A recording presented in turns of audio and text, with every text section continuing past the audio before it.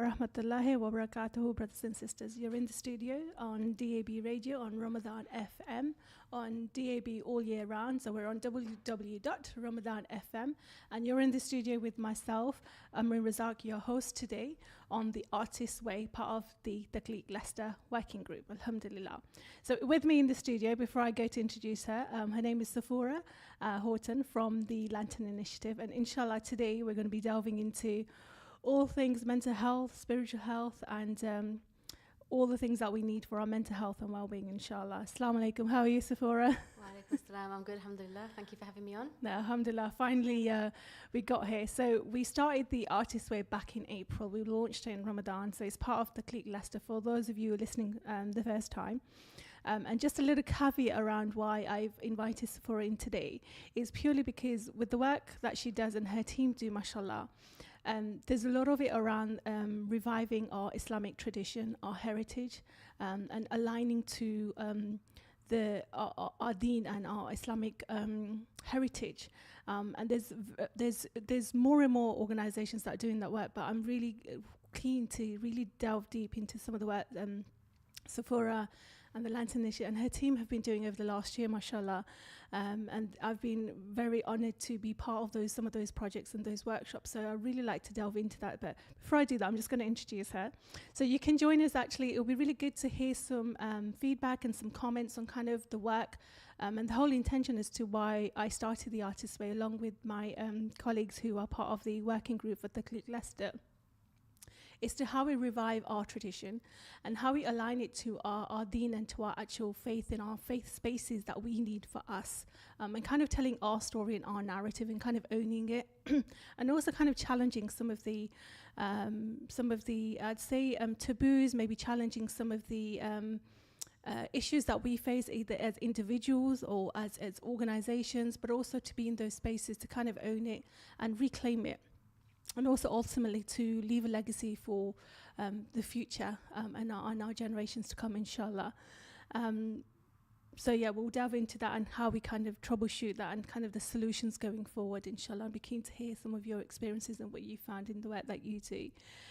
So the studio number, the text number is 0774 8855 It'd be great to hear some feedback, some comments. And how you can maybe be part of the bigger picture for, the work that the Lantern Initiative do, but also supporting Takhleeq Leicester, which you can contact us via our social media channels, inshallah. So Safura Houghton is the Managing Director and Co-Founder of the Lantern Initiative. Safura helped set up the Lantern Initiative back in 2015, and she leads the team with the various of our ongoing projects, as well as coordinating our perinatal mental health and support services for women. She's a chaplain and in the prison service, and she provides spiritual counselling and pastoral care. She's also has interest in Islamic psychology and holds Islamic approaches to psychology qualifications and psychotherapy, and the International Association of Islamic Psychology and Cambridge Muslim College, mashallah. So tell us a little bit firstly about kind of the key areas that the Lantern Initiative focuses on. Sure, thank you, Amrin, for that very generous introduction. So for those who aren't familiar with the work we do at the Lantern Initiative, I mean, we've been going for about 9 years now. And we initially started off in Milton Keynes. We then did a little bit of work in London, and then Peterborough, and now Leicester. Essentially, we educate and raise awareness around mental health issues in the Muslim community. One of the ways we do that is by providing platforms for Muslims to talk more openly about mental health, to be able to discuss it without taboo, without feeling judged. So providing safe spaces really for the Muslim community. And we do that by providing events, workshops, seminars, retreats, that kind of thing. And obviously in the last couple of years, the work has really grown in the sense that where we started off with smaller workshops and events and things, it's now grown into retreats and much bigger events and seminars and things like that, to the point where we almost can't keep up with the demand for the work. But, essentially what we are aiming for, our aims and objectives are, a little bit like what you said in the beginning, in that we already have our faith traditions. We already have ways of healing from within our own faith.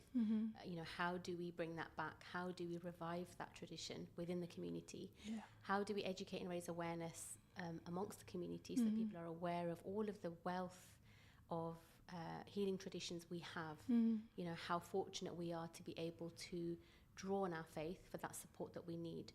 And I think once people start to recognize and acknowledge what we have within our faith already, you know, it already starts to feel like we have, you know, so much more than we realize. You know, it's for us, I mean, even when you're talking about mental health issues, because we talk a lot about depression and anxiety, it's not just a case of antidepressants and therapy. I mean, there is so much more. Yes, but of course, people often don't realize that. So that's where we come in.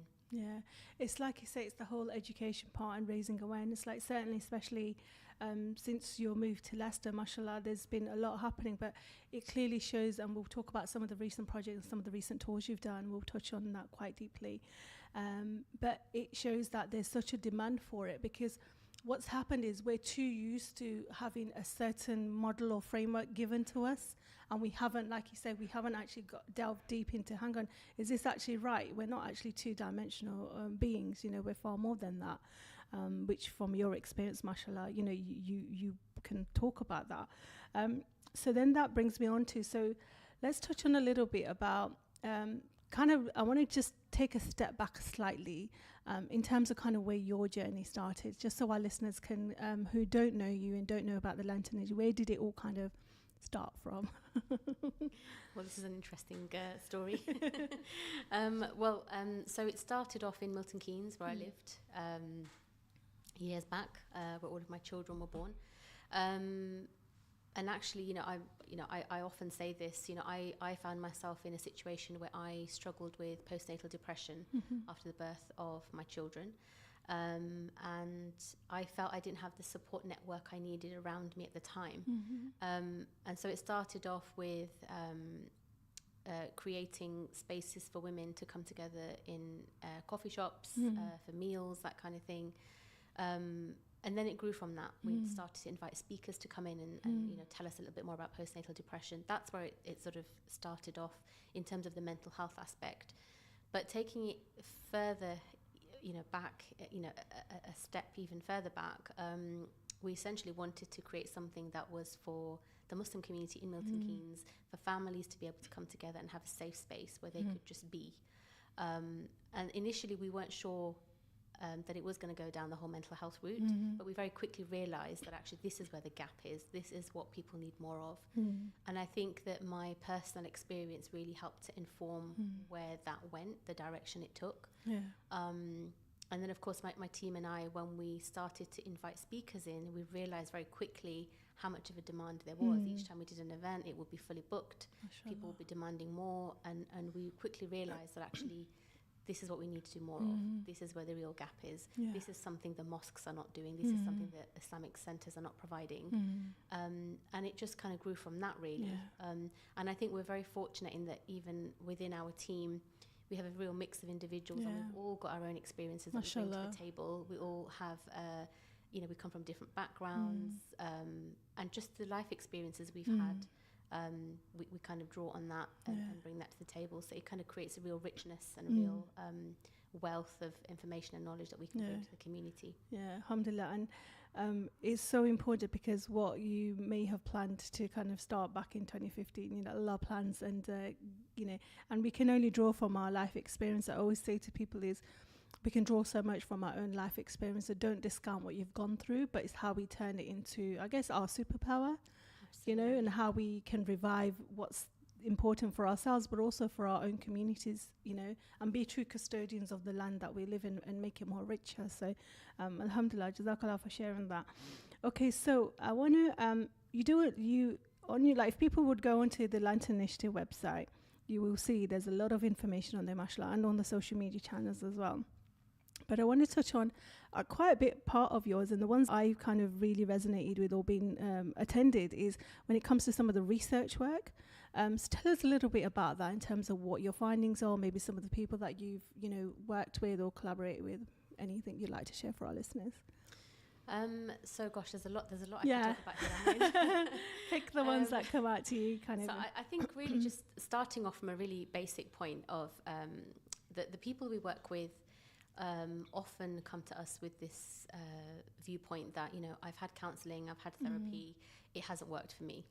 or they'll say, oh, my GP gave me counselling, I had this many sessions, but the therapist didn't understand me. And one of the very common ones we hear is, I wasn't able to talk about my religion and my faith and my spirituality. And when you ask them why not, they'll say, well, I just didn't feel I was able to, the opening just wasn't there for me to be able to bring that in. Now, where we come from, our understanding is, why should we leave such an important part of our identity at the door? If you are accessing something like counselling, therapy, etc., you should be able to bring your whole self to the table. You need to be able to discuss everything about you. Absolutely. And if you leave a very fundamental core part of your identity outside the room, that therapy is not going to be effective. Yeah. And I think that is something that was very evident also in our research that you've just mentioned. So back in 2021, we launched our landmark report, Muslim Mental Health Matters, which is available on our website for anyone who wants to read it. But within that, some of those themes were coming through. Many of the participants on the research also highlighted those very same concerns, that they had been for therapy, they had been for mainstream therapy through their GP or through a charity. And in many cases, I can't remember the exact statistic now, in many cases that had not been effective. And people went into the different reasons for why it wasn't effective. And when we asked people what it is they wanted more of, what they brought up was they wanted a counsellor who maybe understood their faith background or understood their cultural background, or maybe even just looked the same as them. Sometimes it's not a case of whether that person has a good grounding and understanding of Islamic psychology or not. It's just a case of, does my therapist wear hijab? Does she look like me? Can I identify with her? Or something that resonates, so they feel find a commonality, something they're comfortable to shed what they need to. Yeah, definitely. So, definitely. Yeah. And I think, there's so much more that we could go into, but I think essentially therapy is something we do encourage because, there are benefits to it. There are pros and cons to everything. And I think unless you've tried it, you don't know whether or not it's going to work for you. From an Islamic perspective, there is absolutely nothing wrong with trying therapy. Counselling can be very effective in helping you to map out where you need to be in your life, where you need to move forward, what changes you need to make in your life. A therapist is not going to have all the answers for you, but they can help you to map things out.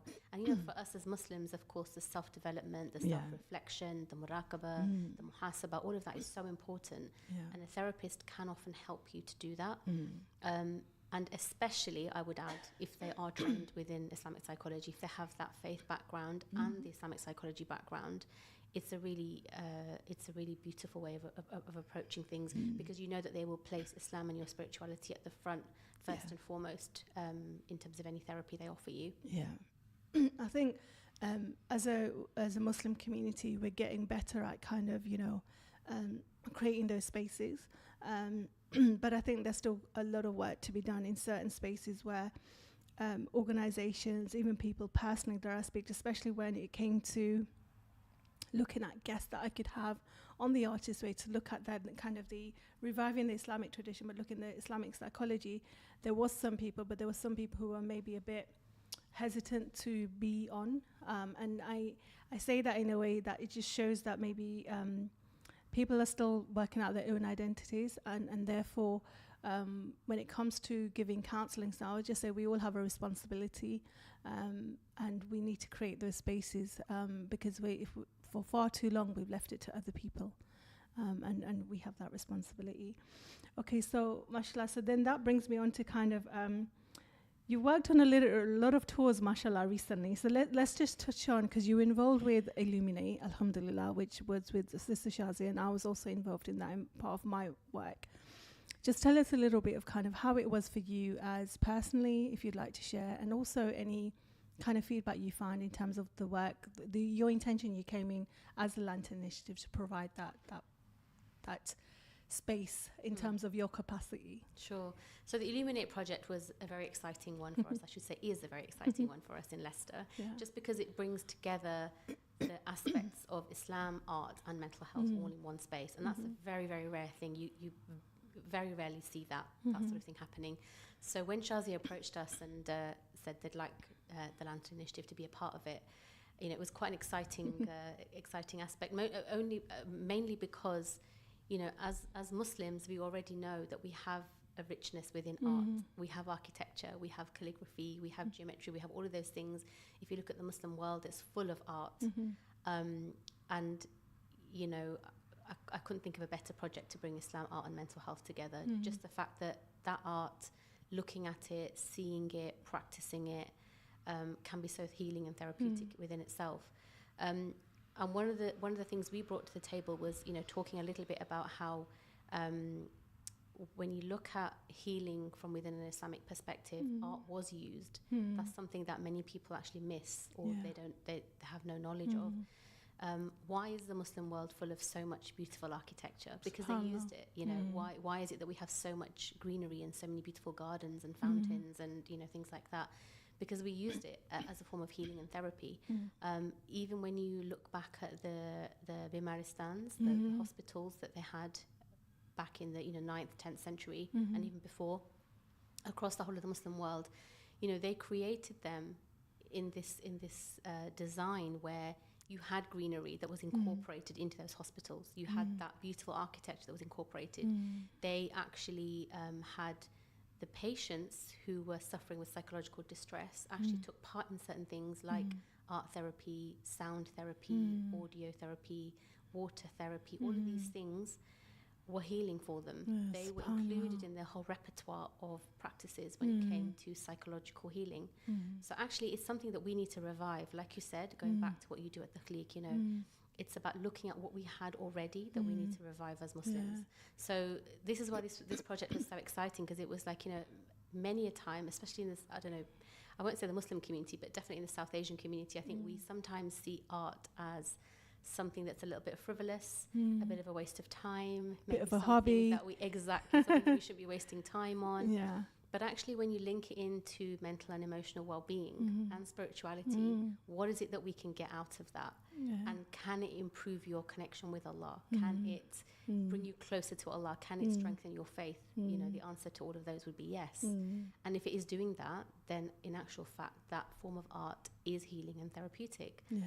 So yeah, I think Illuminate is fantastic. I think what Shazia is doing there, I'm excited to see the outcome of all of those. I did see some of the artwork that took place in the workshops, and it'll be really good to see the exhibition as well at the end of the year. So we've got the exhibition in August, but you've got one more workshop next week, isn't it? Which is the Kintsugi one with Shazia, which is really exciting, because personally being involved in it has been it's kind of like, you know, when you're trying to facilitate a workshop, you look at, okay, the exciting part of what you're going to get out of it, and, you know, for your own self. But then when you see the outcome of what you see from the participants, you can't put that into words. And I think it's a real honoured space to be in. And, you know, it was something amazing for me, which I can't even articulate into words, and I'm a poet. So, but I think my next question would be, and this is the dissidence we probably have with, even within our own South Asian communities, and maybe the wider as well, is how do you prove or put it into a scientific context that somebody's spirituality has improved by going through this process, or, you know, any kind of Islamic art, or any kind of to be in that space? And I think, like, for me, my layman's term is see what the outcome is and ask the people how they found it after and what actions they put into place. Clearly you'll see their relationship with Allah be better. But I don't think you can quantify it. I mean, what would you say in your professional capacity to those skeptics? Yeah, I mean, I would agree with you that it is very difficult to quantify. But I suppose the answer really has to come from those people. The people who've taken part in that activity can be the ones to say whether or not it's helped them. But I think essentially, just again from a professional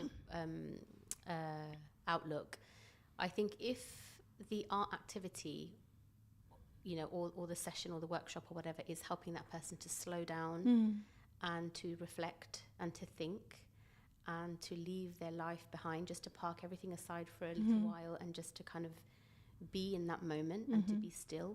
And especially if that art is reminding them of Allah, especially if, you know, when you look at the workshops we were doing, you know, we were talking about the names of Allah and poetry that you know, talked about faith and all of those things, then I would argue that actually that is bringing that person closer to Allah, and actually it's helping them to deepen and develop their spiritual state to the point where they can be then open to being closer to Allah. Yeah. So whether or not they connect with Allah in that moment is a separate thing. But I think just the fact that it's bringing them closer and it's helping them to train their thinking and their mindset and the way they are, in that they can really slow down. And it's something that I think people find very difficult to do. When you say to people, like when we're doing that mindfulness activity in the workshops, and people say, oh, I'm not used to being quiet for this length of time. I don't know how to switch off and close my eyes and, you know, how to take deep breaths and things like that. But it's about training yourself. Yeah. And I think sometimes when you offer activities like that, people will often go, okay, this was very new for me,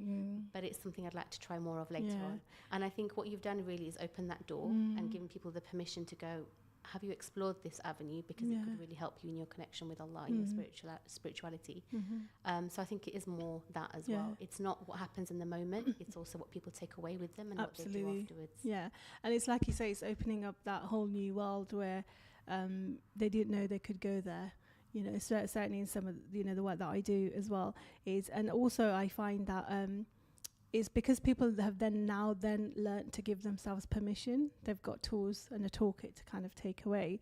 I know certainly after some of the workshops we did, people are regularly writing and journaling, and, you know, they're making it part of their daily salah ritual, which they'll journal, they'll sit down and, you know, create that safe space and that sanctuary for them, which is beautiful to hear some of the feedback that we've had, which then kind of brings me on to what do you think the current challenges that people are finding with their mental health and spiritual health, that you see, you hear, you know, the kind of things that you come across in your capacity? So this is a very big question. I know. We could have done a whole show on just this one question. So, you know, I think before we even delve into that, I would say that we live in a time where mental health, depression, anxiety is so freely used. Like, it's just something that's become so common in our terminology. In actual fact, I think even when people are not depressed, we're still using that terminology. People are still saying, oh, I've had a really depressing day, or I've had a really depressing week. Quite flippant. It's become very flippant, but also it's become a bit of a bandwagon that everyone's jumped on, you know, oh, I'm depressed. And actually, because in society, and I'm not talking about the Muslim community, but I'm talking about in general. In society, it's not so much of a taboo to talk about mental health. People will very quickly jump on and say, yes, I'm feeling like this, or I'm feeling like that. And I think really as Muslims, it's for us to just understand a little bit better how we should be viewing this as Muslims. And, you know, taking it right back to how we are in terms of, you know, our states and everything. We know that we are going to be tested in this world. We know this because Allah tells us this. You know, it's mentioned numerous times in the Quran. This world is not going to be the world where we experience all of our happiness and peace and contentment. We can learn to be content with the state we're in, but actually this is not the world we're going to be happy in. This is not the life we're going to be happy in, you know, consistently and all of the time. And I think what happens is when we look at the way mental health is viewed in the modern day sense, we're led to believe that we have to be happy all of the time, that you have to be in a great state all of the time, and if you're not, there's something wrong with you.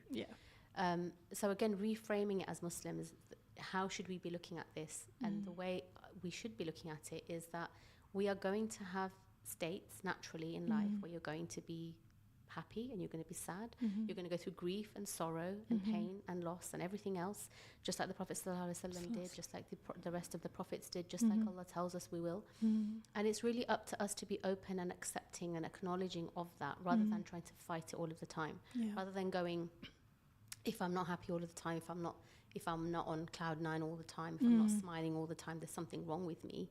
I think we're very quick to use that as a fallback. You know, I think we're very quick to go, yes, there must be something wrong with me.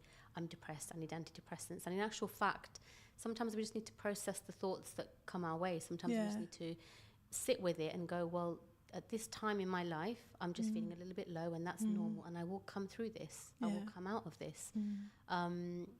So I think when you talk about what we see a lot of in the Muslim community, I think there's a whole mixture, but I think essentially, I think there is definitely a lack of understanding of what Islam teaches about mental health. I think people are very quick to see as two separate things. They see faith as separate and they see mental health as separate. Yes. They see faith in the modern day sense, mental health in the modern day sense, and they see faith as part of the religion. And some people will never bring the two together. They'll never kind of merge the two to see how it all fits in. What does my religion say about mental health, and how can I use that as a source of strength? And I think that is the main weakness we see in the Muslim community. And this is the work we're trying to do in that, it shouldn't just be about when I go to see my GP, that is a worldly thing and that is just my mental health. But actually when I go to the masjid and I pray, that is just my faith. Those two things are intrinsically connected. You cannot separate them. And I think we have to learn to see as a full and holistic framework rather than breaking it all apart. We know as Muslims that we see the mind, the body and the soul all as interconnected. Everything has an impact on everything else. So for instance, if you're feeling unwell in your body, that's naturally going to have an impact on your mind. If you have a disconnect in your salah or your spirituality, that's naturally going to have an impact on your mind. So learning to kind of reframe and see things within that holistic framework, I think is a healthy approach, and that is something I think is lacking.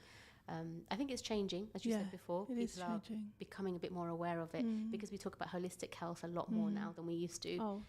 But I think there's still a disconnect with the faith aspect of things. I think we talk about mind and body quite a lot, but I think the faith and the spirituality is often left out. So I think it's about looking at it as a whole. So, and that's absolutely true, because I see it in the work that I see in the community and the work that I do. But what about would you say there's a clear misunderstanding of, as you said, the faith aspect and then also the holistic approach, but also when people, the spiritual bypass, the people who've misunderstood the deen or the way that it was taught to them, or whatever they've taken from it, this clear conflict, and they don't put the two together, and so they may not even ever go to to seek spiritual advice, for example, or be in a spiritual space, because automatically they just have that trauma around that. And that's some of the work that I do around that as well. So a little bit in terms of your kind of own kind of feedback or comments on that, please. So I probably wouldn't feel qualified to go into this in any depth or detail, but I would say that this happens both ways, right? In that you will have some people who perhaps will just go to the GP and be too distressed to go towards any of the Islamic elements or the faith elements of healing. And vice versa, you'll have people who perhaps will just turn to their faith and their deen and actually have no interest in going to the GP to seek medication or professional advice. And I would argue that, both sides, I think we need to work on, in that we're taught already about, tying our camel, right? If you're going to seek help of some sort, have you tied your camel before you've sought that help, from within your prayers, for instance? We talk about this quite a lot in the work we do, in that some people will think, if I go to the GP, I'll be okay, I'll be fine because I've taken my medication. But actually, again, looking at it from a holistic perspective, yes, you've been to the GP and they've told you what they think you need, but what else have you done to kind of complement that?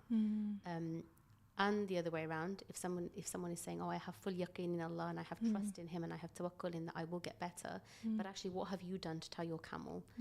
Do you know that you don't need medication? Are you sure that you don't need some form of therapy that may help you along your journey?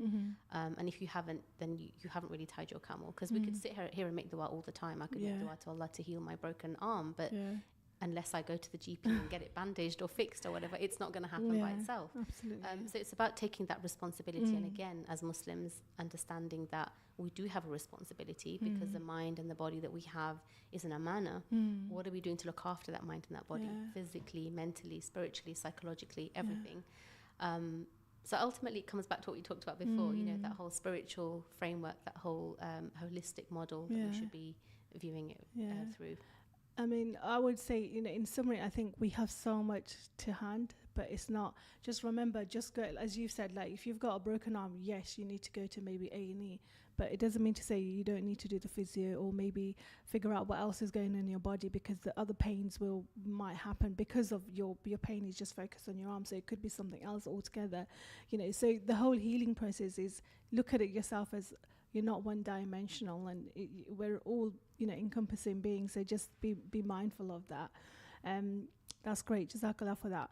Okay, so then now it brings me on to kind of the recent updates, the tours. Let's talk about that, mashallah. There's been a lot happening. Let's talk about the most recent tour with Safura Houghton, and then we'll talk about what's coming in the future, inshallah. So just give us a little synopsis, how that was, what was the, feedback. So, I'll just give you a very brief kind of summary of it all. We were away for a whole week with Ustad Faridun Mujadidi from the US, who came here to deliver a talk. It was called Alchemists of Happiness, for those of you who haven't heard of it. It's all over our Instagram page if you do want to go and have a look at more of the events and things that took place. But essentially, the idea behind it was that, we live in this world that's very devoid of spirituality. And we have, from within Muslim poetry, we already have lessons that we can learn and draw on that will help us to heal and help us to find contentment and happiness. And it isn't that we're going to be truly happy and content in this life. It's just that those poets and those visionaries actually taught us what happiness looks like from within a faith context.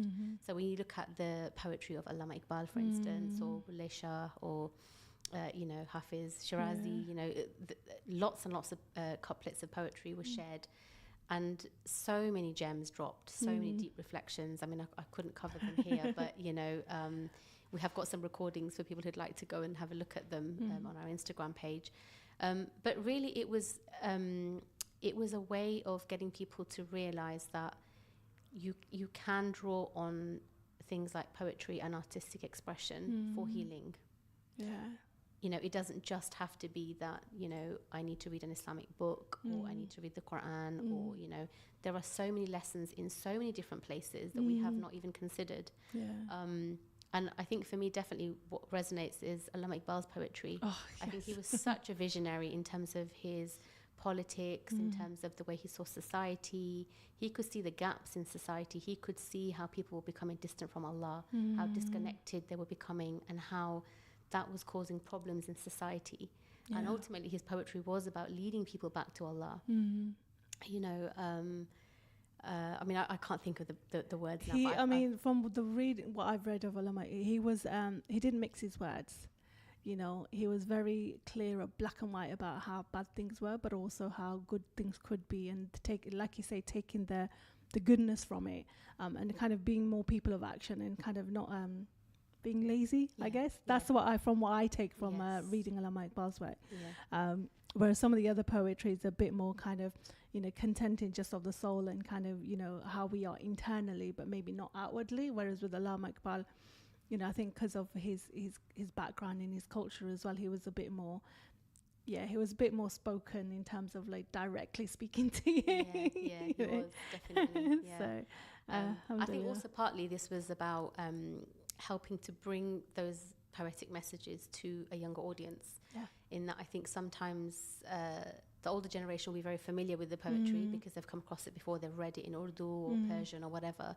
But actually younger audiences who maybe have never read it in English and never accessed the messages within that poetry, this tour was partly about doing that, and partly about getting people more interested in those messages.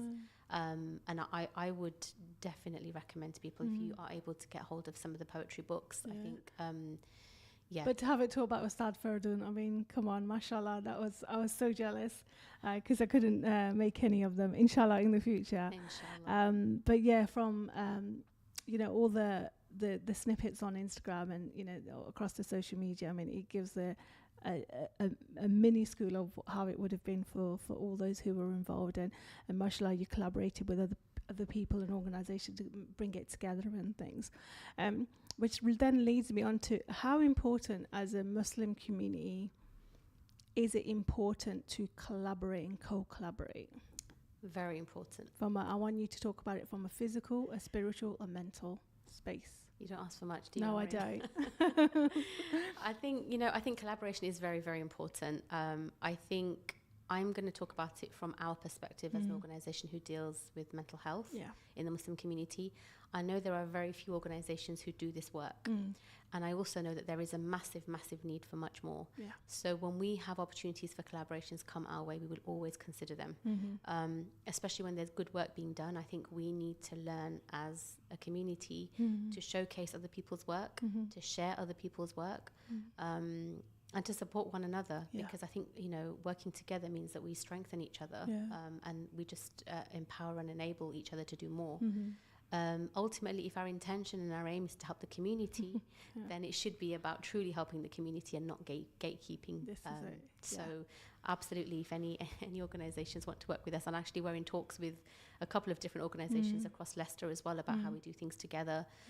We've also gone in and offered workshops in a couple of different mosques, a couple of different places in Leicester. MashaAllah. So yeah, where we can work together, we will. Yeah, that's all I can say. But collaboration is very important. And there's so much barakah in it, you know. And I think one of the things I learned from early on when I started this journey of kind of coaching and healing and being in this holistic space is, you know, my teachers always said that you're good on your own, but you can be far greater when you share it and you bring different skills to the table. I learned that very early on. So I've always been somebody who's been very open. As long as our values match and our, you know, where we are looking at our vision, the bigger picture as to we are here to serve the community, but also, you know, the focus on the work that we're doing, and it's not a detriment to anybody, then bismillah, we make good intention. And this is why I wanted to really speak about kind of how important intention is and planting our own seeds as well, and being clear about what we need as an individual, but also if we're working in a organization, if we're bringing other people together, is being very clear about what the needs are, and making your intentions from day one, and kind of reevaluating where we are in that process as well. Absolutely, 100%. Well, while we're on the topic of collaboration, I think it might be an idea to just talk about our Try and Chat project. Yes, I was going to say what you'll talk about your next things that you've got coming up. So Try and Chat is something, again, speaking of collaboration, we've done that in partnership with Mind, Leicester, Leicestershire and Rutland Mind, who are also known as LLR Mind. The way that partnership came about was because we've already done some work previously in Peterborough with the Mind there, CPSL Mind. So we already have a partnership with them. When we talk about collaboration, sometimes it doesn't have to be with the Muslim community. You know, if you see strengths in other areas and we feel that they could benefit our community, we should absolutely be looking to bring those in as well. And I think one of the beautiful things about Try and Chat is that we presented this idea to Mind, and we said, look, you know, you're already running what you call good mood cafes or good mood spaces. We'd like to do something for the Muslim community that is effectively exactly the same thing, but delivered from within a faith-sensitive perspective. So actually women should be able to come in and be able to talk about their faith and their spirituality. And if we're talking about good mood and we're talking about self-care and well-being, we should be able to ask the women that attend what it is they do, not what it is that society expects you to do, or what is it you've seen out there that you think you should do, but what is it that you do as a Muslim woman? What is it you do for your well-being and your self-care? And really, I think that is part of the success of Try and Chat. Try and Chat has been going now for 2 years, and it's now running across Peterborough, Milton Keynes, Cambridge and Leicester. Cambridge Mosque, we run a session once a month in. Peterborough, we run sessions every week. Milton Keynes is just a project that's just coming to an end, again, due to a lack of funding. But Leicester, we're running them fortnightly in Brew, in Odeby. And the whole idea is that women are able to just come in and be themselves. And we've had a couple of people who've contacted us to say, you know, why is this just for Muslim women? You know, can anyone attend? And our response is always the same. You know, you can attend if you wish, but, you know, just being ready to hear the thoughts and the self-care kind of practices of Muslim women, because essentially this is what it's about. It's about us being able to talk about what we do from within a faith perspective without any shame, without any judgment, and understanding that within these Muslim women-led spaces we are able to be completely free and you know, talk about what we need to talk about. And if I give you some of the examples, you know, I've had women talk about some of the walks they've been on recently. You know, you've got like Leicester Ladies hikers who are doing some amazing stuff in terms of well-being walks. And one of the women I remember came in and said, no, I was doing my walk and I was reciting the names of Allah, and I was doing my adhkar as I was walking, and how she was talking about how that helped her, and you know, she was really advocating also for going out for walks and things. And things like that make you realize that actually it's not just talking about walking or accessing green spaces or well-being because of the fresh air and the exercise, but she was able to take it a step further and bring in her practice of adhkar. She was able to talk about what she did, again, openly, freely, without any judgment. And in fact, other women were able to resonate and relate to that. And so that space, that whole chai and chat space, is really about us being able to do that freely and openly. And it's not that it's restricted or that other people can't attend. It's just that we recognize that when you attend mainstream coffee mornings or mainstream wellbeing sessions, and there's a lot happening out there, let's face it, there's a huge amount happening out there. But also, how much of that is faith-centered? How much of that is faith-informed? I would argue that it's very, very generic in that you go I haven't seen anything that I go to that is faith. There isn't, and I would go a step further and argue that actually if you went into a generic space like that and you started talking about how you recited the names of Allah and you did your adhkar on your walk, that there will be a number of people there who'd look at you like you're a little bit, you know. And it doesn't always go down well, you know. It's not always the done thing in society, and I think especially because we live in such a highly secularized society where faith is really being parked by one side. It's not healthy, and it just means that we then, when we attend spaces, we really have to retrain ourselves to kind of leave that aspect by the door and just be able to talk about the general things that we think people will be able to understand. Well, why should we have to do that? Why should we not create our own spaces where we can talk more openly because and be ourselves? If it's not working, but unfortunately what happens is, I'll go back what I mentioned earlier, is because people don't know there's other alternatives, or they think, sometimes it becomes a social thing. Like I speak to many women who go to these different events and coffee mornings, and they go to things like that. And I was like, why do you go? I am quite straightforward, because I want better for that person. Why do you go? Oh, it's a social thing. I was like, well, if it's a social thing, what's it doing for you? Like, look at your intention. Is it actually helping you in the long term, or is it giving you this conflict, you know, and are you kind of fighting with yourself, you know? And I think it's really important, because I think even when we go to Muslim spaces, you get that where people, they don't talk about the spirituality aspect of it. And as you can see, as you said, you're seen as being a bit, maybe, you know, your views are a bit more, you know, et cetera. But I think it's so clear, like, if we're clear about what we need as an individual, then if it's not working for you, don't think you need to just go there because you're used to going there. Like, change that. Like, you can own it and say, okay, this isn't working, right? I'm going to do something different, and maybe bring other people, say, okay, this whatever's going on here isn't working for us anymore. Yeah. I mean, those things are for those people to look deep down within themselves and answer for themselves, isn't it? I mean, you're going to get some people who actually thrive on the whole connection, social aspect, who can do quite well with just attending generic spaces, and that's fine. There's nothing wrong with that if that's what they need. But I think for us, it's about having the choice. Knowing that, you know, we live in a community and we live in a society where we have such a richness and we have such strong Muslim communities. We have the resources to be able to set things like this up. Why do we not do more like that? And also for people who are skeptical and think this is about segregating ourselves, I would say it absolutely isn't. Because when we talk about the services that are offered in the community at Chai and Chat, we talk about the other services that Mind offers, for instance. So for women who've never accessed anything else, them coming along to Chai and Chat is often the first step into accessing or seeking any form of help or intervention. And it often means that once they're comfortable attending Chai and Chat a few times, once they've heard a bit more from us, they will often feel brave enough to then be able to access other services in the community. So this is also what it's about. It's about empowering women. It's about telling them what else is going on in the community that you could access.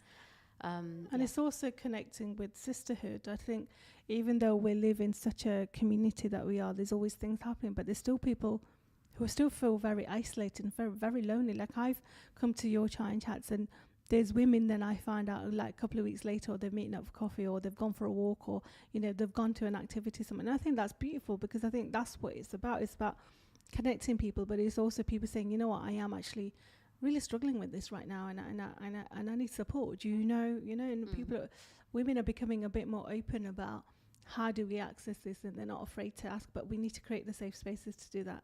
Definitely. in the first place. Yeah. Ultimately, this was always about connection and helping women to feel a bit more connected with the Muslim community. Alhamdulillah. And I think you've just hit the nail on the head. There are so many women in the groups that exchange numbers with each other. They become friends outside the group. They're doing other things outside, which is so beautiful to see. Mashallah. Because this was the whole idea and the intention behind it. Yeah. You never know who's feeling isolated. You never know who's new in the community. We've had a number of convert sisters who've attended. We have a whole group of Turkish sisters who come because they like to practice their English with other Muslim sisters, which is amazing. Again really lovely to see. You know, at the end of the day, you can make it whatever it is you need to make it. It's a social space. It's a space where we talk about self-care and well-being. But ultimately, you will come and you will meet other sisters and just connect with other like-minded people. And if you don't like it, you never have to come back again. Yeah. It's what works for you and what your need is at the time, mashallah. Okay, so then bring me on to, you've got something this weekend and then something the next weekend that I remember the top of my head, and then got something later on in the year. So we just want to go through those 2-3 events that we've got. We've got about 15 minutes, inshallah. Okay, so we've got the Illuminate project, first of all. I think we've just got the last session of that happening. And so Shazia will be leading on that. There'll be some pottery session.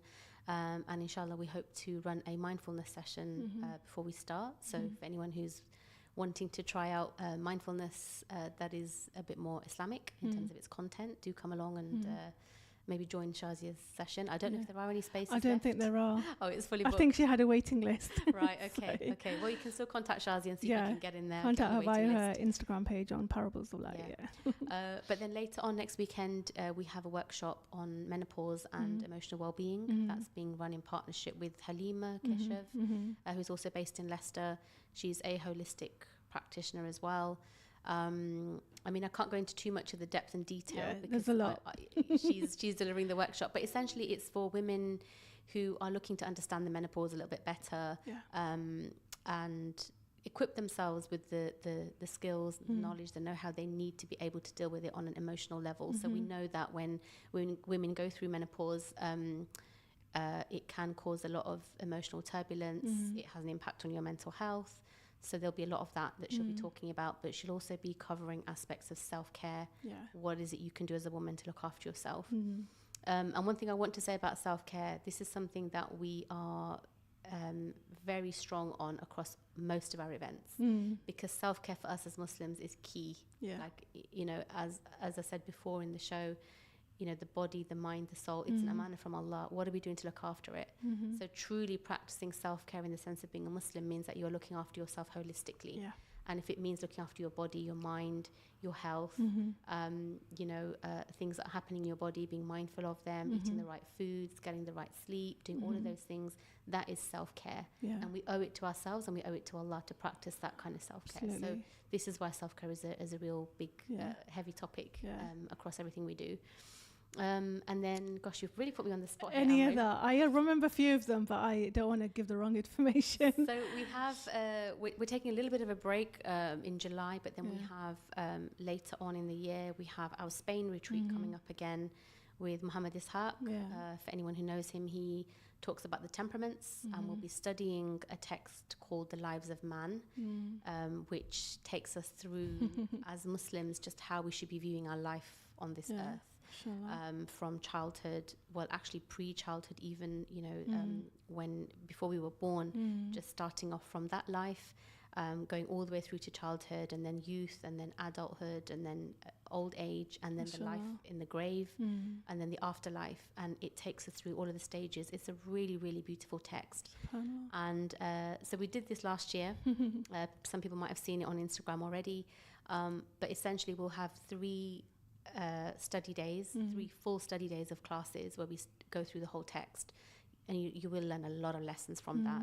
And then the rest of the retreat is about we'll have lots of excursions planned, so visiting sites that are of rich Islamic heritage, looking at what Spanish Muslim history was like, reviving again that tradition, you know, remembering, I guess, really what Islam was like in Spain. You know, it's a history that we very much need to be aware of. It's on our doorstep. It's European Muslim history, and many people don't know enough about it. So really, it's about educating and raising awareness again of what Muslims in our peak, in our heyday, looked like as a community, and how we can bring some of that back. So yeah, it's a really beautiful retreat. If anyone wants to know more, please do message us on Instagram or email us. But also do have a look on our page for the previous Can you just go through your social medias and how people can get in touch with you? And then, Yep, so we're on Instagram. It's the Lantern Initiative. I think if you type it in, it should come up. We're also on Facebook, and we are on Twitter, but not very active. Our website is also thelanterninitiative.co.uk. If you do go on there, do have a look at our gallery for images of previous events and workshops that we've held before. We do have a lot in the pipeline, Amrin, but I can't really talk a lot about all of it in detail. I guess my question would be is how can the community, anyone who's listening, businesses, philanthropists, specialists in different fields, how can they support you? And I guess, it's a call out really, what does the Lantern Initiative want to do in line of their vision in the next kind of coming years? What would you kind of, ask for in this, from our listeners? Sure, yeah. So I think for any businesses, if you are in a position where you'd like to support our work, especially in terms of sponsorships, that's something we're always keen to collaborate with people on. We had a number of really good sponsorships for our UK tour as well just now. We had some big names on there. We understand that it's a difficult time and that sometimes people can't sponsor, but there are other ways that people can support. So sometimes it's a bit of one-off support that people can give. We've had businesses that have just donated food sometimes, supported us in other ways, maybe provided a venue. So if there are businesses listening out there who'd like to support our work more, please do get in touch and we'd love to hear from you. Awesome, that's brilliant. Thank you very much. Okay, so I guess what's the solutions in a summary or key points that you like our listeners to kind of go away with in terms of, I guess, looking after themselves in terms of their whole being? Some tips. I'd say self-care is a big one, but again, when we say self-care, please don't look at it from just within the very worldly, Instagrammable version of self-care that you see. Please look at your self-care from within a very holistic framework. What is it that Islam is asking you to do in terms of your self-care? And are you ticking all of the boxes in terms of your physical, your mental, your spiritual, your psychological, all of the self-care that you need to practice? I think we're very well trained on, how bubble baths and chocolate and, all of that is a form of self-care, but actually I'd argue that it's so much more than that. And even breaking it down, if you can look at the different areas of your life to see where you have gaps, you can identify what your self-care needs to look like. And I know that online there are some tools you can find in terms of, if you wanted to create a self-care plan for yourself, even if it was like a weekly or a monthly planner, you could look at the different areas of your life. So for instance, even something like, waking up for Tahajjud could be classed as self-care, because what you're doing is you're using that as a means of accessing help from Allah. You're using that time that you can make dua as a powerful tool to equip yourself and to boost your well-being, so that you can then do better in other aspects of your life. So break it down, look at the different areas. I know, like I said, we're very good at looking at diet and exercise and nutrition, but create a table and look at the different areas and maybe look at where that balance needs to happen. I'd also say that when you practice good self-care yourself, you can become a better person for your family, for your loved ones, for your community, for the wider ummah. You can support other people better if you're practicing your own self-care. And this is advice for myself first and foremost, because I know I'm not great at practicing my own self-care, but this is a reminder for me to go home and look at that again, inshallah. Inshallah. I think it's really important, like you said, you hit the nail on the head. What I say to people is, if you're struggling to create some kind of table or something that you can chart to work from, look at what's sucking your energy out. I'd say look at the opposite and see how you can remedy it or nurture it better. And then those of you who may be struggling with certain areas of your life, like give it a score out of 1 out of 10. So if 1 being the worst and 10 being you're really excellent at it, then focus on the maybe 2 top priorities and take it back. So work backwards. I think people sometimes they're tired or they're exhausted or they don't have time. They say I'm busy, but they don't look at where that busyness is coming from.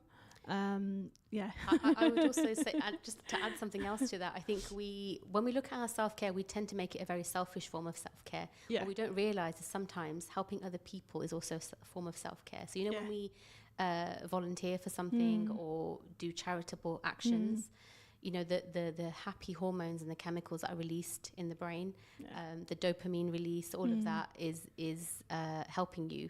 It will make you feel better in yourself as well. So don't think that I can't give of myself because I'm not in a good place right now. Actually doing charitable actions or volunteering, that is also a form of self-care. Yeah, it is, absolutely. No, 100% it's true, because people don't realize that, like you say. Okay, so great tips on self-care. I guess for our Muslim community, before we close the show, what are the solutions, I guess, in terms of the work that you're doing from your organizational perspective? What would you say the kind of things that people need to work on or need to focus on? I think for us as a Muslim community, definitely all of the things I'd said already. I think, start to look at the ways that we need to be more holistic. Stop looking at mental health in isolation to everything else. Look at it in its interconnectedness. Look at it as something that you need to work on, because it is also a duty as a Muslim for you to work on your mental health. But also at the same time, I would say don't get so sucked into it that, that we become drawn in by society's version of what mental health should look like.